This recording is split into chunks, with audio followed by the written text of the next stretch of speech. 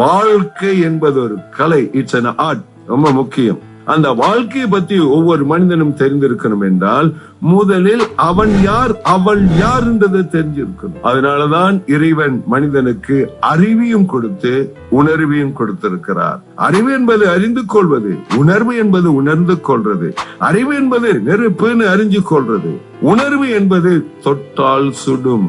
சொல்லிக் கொடுக்கிறது தொட்டால் சுடும்ன்றது பாடம், தொட்ட பிறகு சூட்டை அனுபவிக்கிறது அனுபவ பயிற்சி. நீங்க 7 உணர்வு கொண்டவர்கள், நீங்கள் சாதாரணமானவர்கள் அல்ல. உங்களை சாதாரணமா எடை போட்டு விடாதீர்கள். எல்லாரோட வாழ்க்கை ஒரே மாதிரி இல்லைங்க, ஒவ்வொருத்தரோட வாழ்க்கையும் வித்தியாசங்கள் இருக்கு. மனிதனுக்கு மனிதன் வாழ்க்கை வித்தியாசம். பொது நெறிமுறைன்னு ஒண்ணு இருக்கு, தனி தத்துவம் கொள்கைன்னு ஒண்ணு இருக்கு.